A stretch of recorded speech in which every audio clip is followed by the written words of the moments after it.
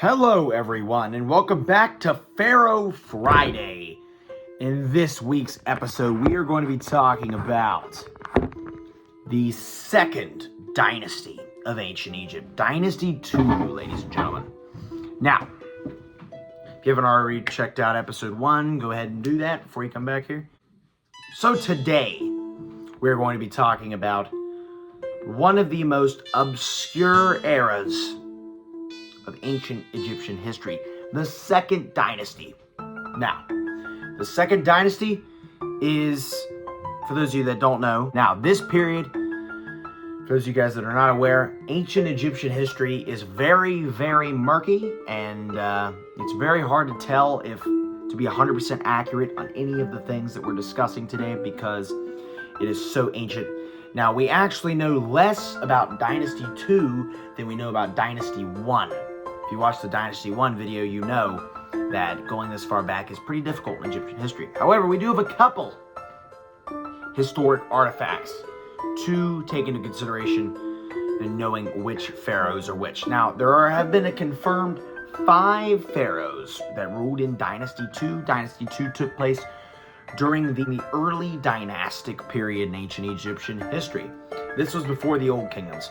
Back when Dynasty 2 existed, there were no pyramids. Back then, it was just the pre-Old Kingdom.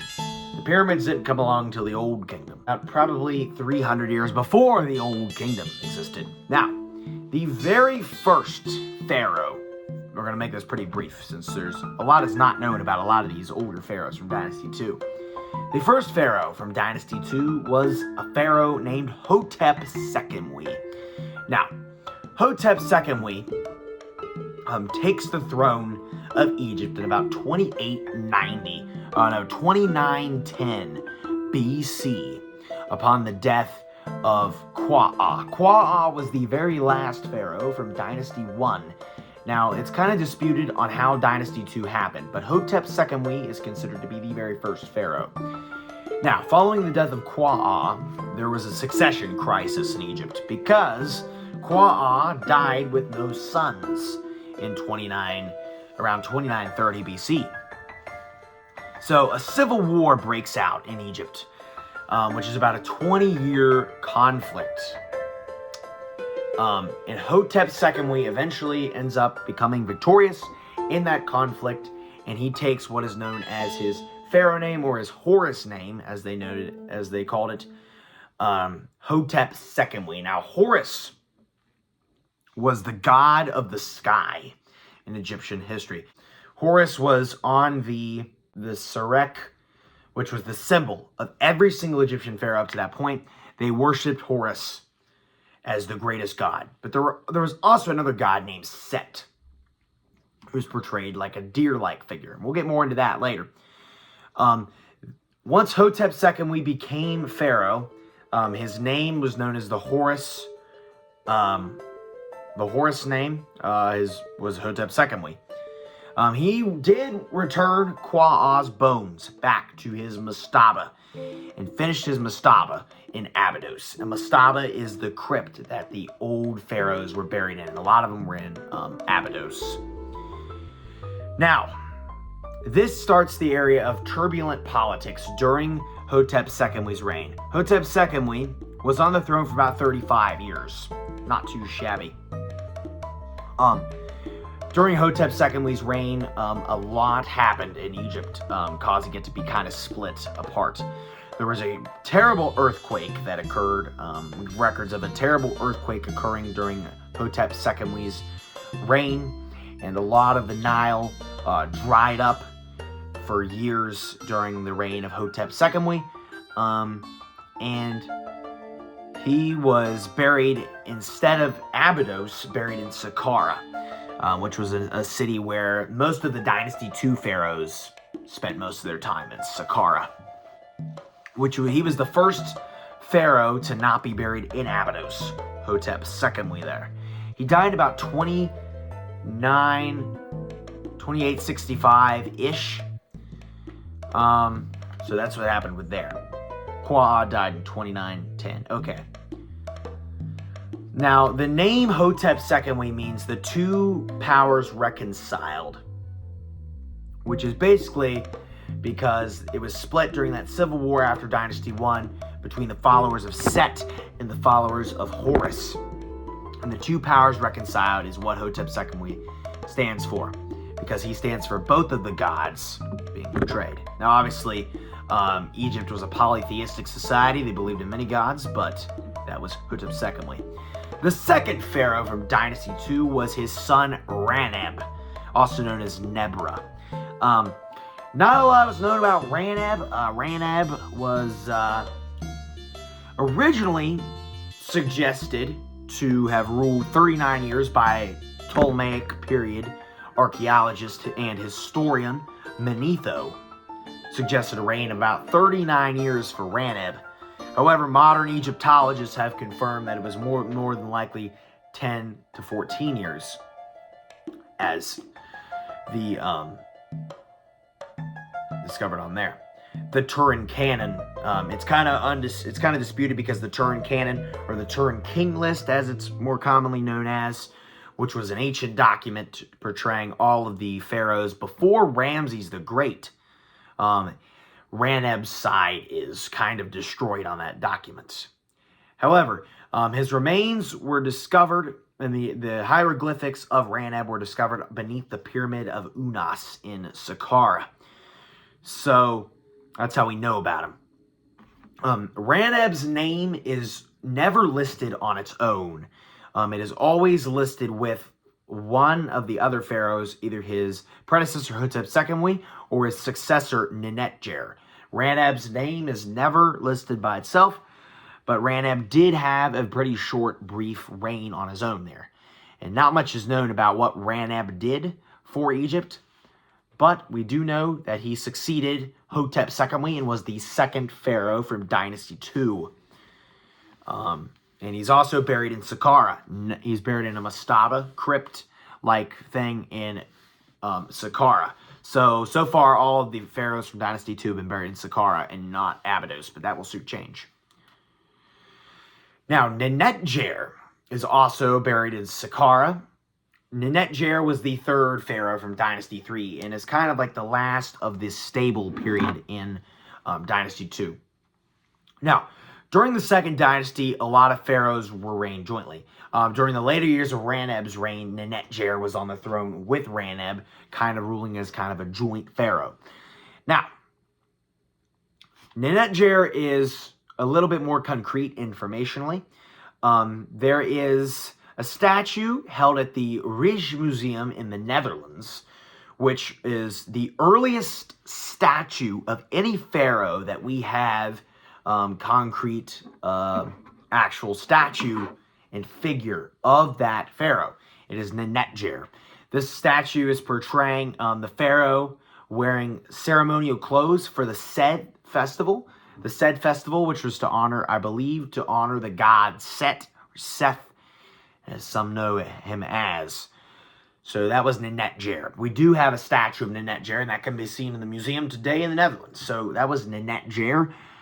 Now, it was kind of disputed on what happened after the death of Nynetjer. Egypt kind of went downhill from here, because the followers of Seth and Horus kind of got divided again, and there was no clear succession. There was a pharaoh named Senej and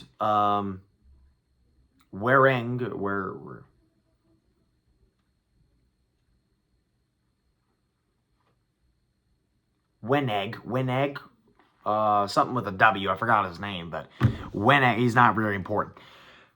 Those two were kind of considered to be ruling in their own right. Senej and the Weneg, I don't know how you say his name, were considered to be ruling in their own right, but not 100% sure.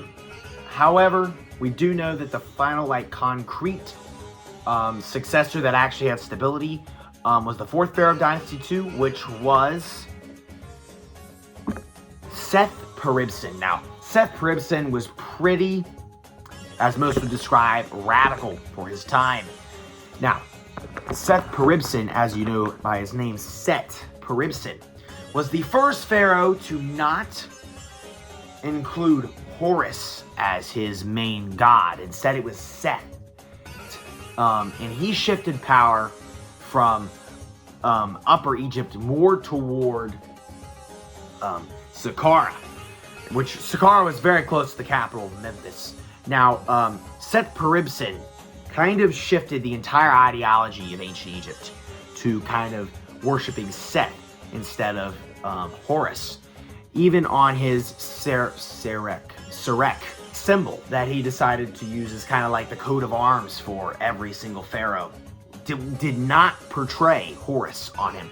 Like every other pharaoh prior to Seth-Peribsen featured Horus at the top of their Serek. Seth-Peribsen's did not. So, that is kind of, which was like a deer-like figure as opposed to the hawk-like figure, bird-like figure that Horus was at the top of his Serek. He wasn't like completely wanting to take away from all of the previous pharaohs and kind of become his own thing, because he did respect at least the earlier pharaohs from Dynasty 1 having his body being buried in Abydos. They took his body back to Abydos, and that's where his remains were found of Seth-Peribsen. His remains were found in Abydos, just like the monarchs from the first dynasty were buried there, because the first three from Dynasty 2, Hotepsekemwy, Raneb, and Nynetjer were all buried in Saqqara. Seth-Peribsen was buried in Abydos. Now, the very last king buried in Abydos in the very last pharaoh from Dynasty 2 was Khasekemwy. Now, Khasekemwy was pretty legendary. He was the first pharaoh to issue statues of himself. Now, you remember when I said about Nynetjer, how there was a statue about him in the Netherlands Museum? That statue was put on way after that. And the whole dynasty idea, now obviously during this time, Dynasty 2 was never like an actual, like, they called themselves the second dynasty of Egypt. The dynasty thing was something, the later thing we put on them. That was way afterwards. Egyptians didn't consider the pharaohs to be part of dynasties. We just did this. Modern Egyptologists have just put this on them too, so we can separate the different time periods better. Use statues of him. He was very enjoyed by the people. He was very loved by the people.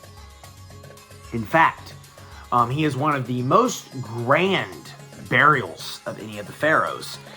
He died in about 2686 BC, and he is buried in Abydos with this huge complex temple with over 58 rooms, and his tomb is in the middle of it.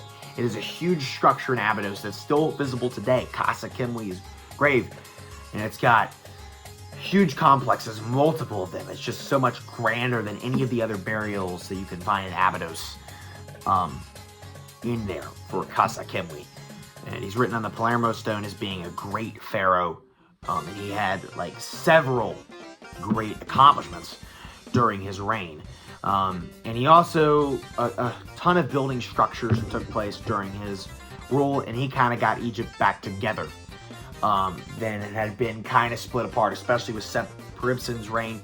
And Khasekemwy includes on his Serek and most of his artifacts the gods of Set and Horus, and kind of Khasekemwy kind of unites the two parts of Egypt into one, creating stability, and he finishes off Dynasty 2. So now Set and Horus are kind of like gods that are worshipped by all Egyptians now, rather than it being separate. Religion was very important to ancient Egyptians, as you know.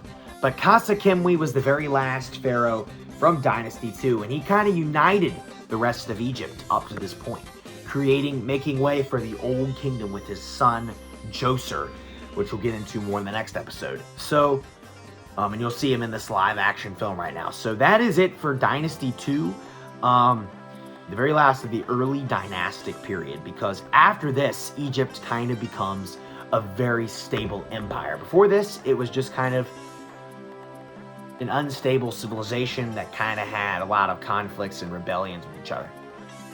Now, when Khasekemwy became pharaoh, there was a rebellious secession that kind of went on in the northern part of Egypt, where the followers of Set kind of seceded, if you will, from the main part of Egypt. And so Khasekemwy had to kind of conquer that and take out the rebellion, because he wanted to bring Horus back into the fray. And they did not like Horus very much, worshiping Horus. So that's why on his Surrect it has both the gods of Set and Horus united. And he kind of brought peace to Egypt. Khasekemwy is known well for that. And he kind of laid down the footsteps for what is known today as the Old Kingdom. Khasekemwy, although was not buried in a pyramid, his huge complex structure kind of paved the way for grand tombs that these pharaohs would possess from this point forward. So Khasekemwy is very revolutionary for that. And that was his Horus name. So with that, we're going to thank you guys for watching. Enjoy the live film of a demonstration of Khasekemwy's reign with his son Djoser as well. City of Memphis, Egypt. We are here in the great city of Memphis. Son, my beautiful little boy Djoser will be the greatest pharaoh to ever live. Father, when I become pharaoh, this kingdom is going to reach new prosperities. Trust me, my burial in this city is going to be the most grand tomb that Egypt has ever seen. All right, son, come with me.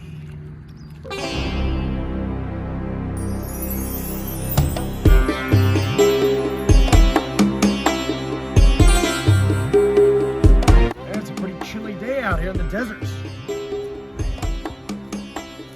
Long walk from Memphis to Abydos, the burial sites, the ancient kings, the Staba tombs. It does get pretty cold out here. I am the great Khasekemwy, Pharaoh. How they're doing here in the Nile Valley.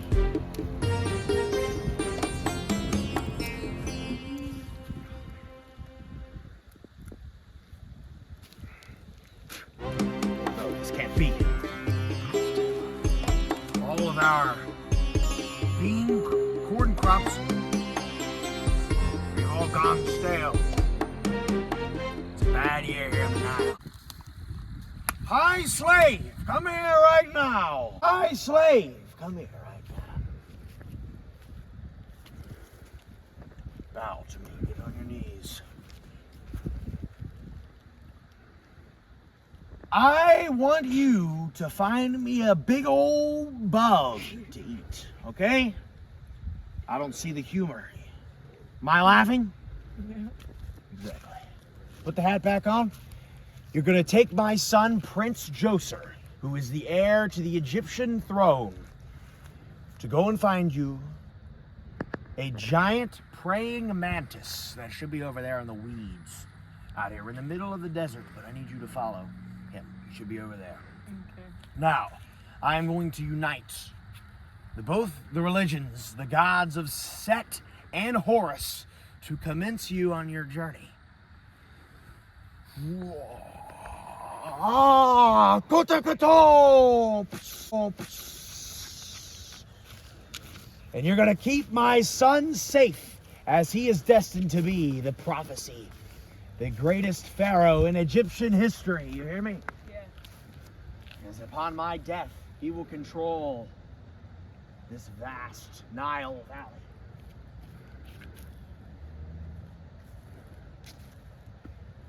May the gods be with you. In the meantime, I am going to continue my plans to command my farmers and merchants to restore the great prosperous Nile River. It's been rough times here, ladies and gentlemen.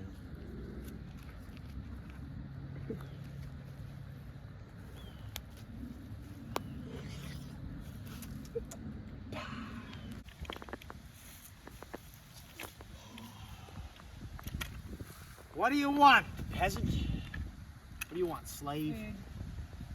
Your father, Khasekemwy, father has instructed me to go out on an expedition to this vast valley, through this vast valley, to find the sacred praying mantis that the gods have set in horse to given us. Those are the gods' names. That's Set good in horse. enough. Okay. All right. Well, get you away from me. I guess we need to do this. You're only here to protect me, because if I die, Egypt will be no longer existent, because I am the future. Okay? I'm going to be the greatest pharaoh to ever live. I am the great Djoser. This is the weapon we're going to use to find the praying mantis. These are my llamas, okay? They're going to keep us safe throughout the journey. So pick them up. They're just babies. Right now. Okay. Pick it up. You're going to fan me as we set off to find the praying mantis. Follow my lead, peasant. I need to work on my orders here. There goes Kim. All right. Where are we going to find this bug at? Probably in the woods. These are just oases. Probably in the grass. I'm going to see what you got. I'm going to have you take out the praying mantis for me, because I don't want to get my hands dirty. You know? Okay. Even though I'm much more of an experienced warrior than you. Okay. My father has treated me well. Has taught me well. This is Down. pathetic. Look at the cord. Put the camels down. They're going to sniff out the mantis. Prince Djoser. Yes. Oh, the camels are smelling something again. There it is. Oh. Praying The mantis. camel. Yeah, let's get them, boys.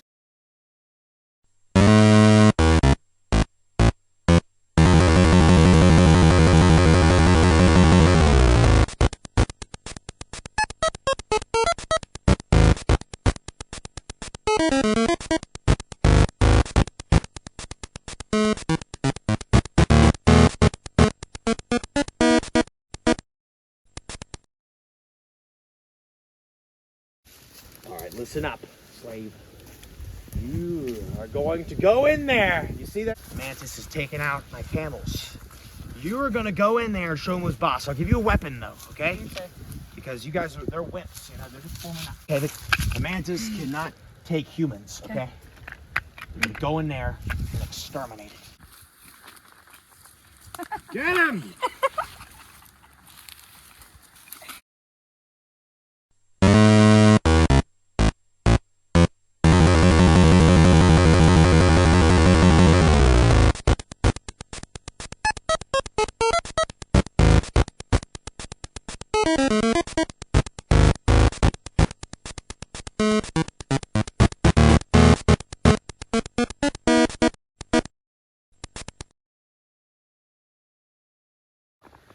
All right, this is just pathetic. Oh! Oh!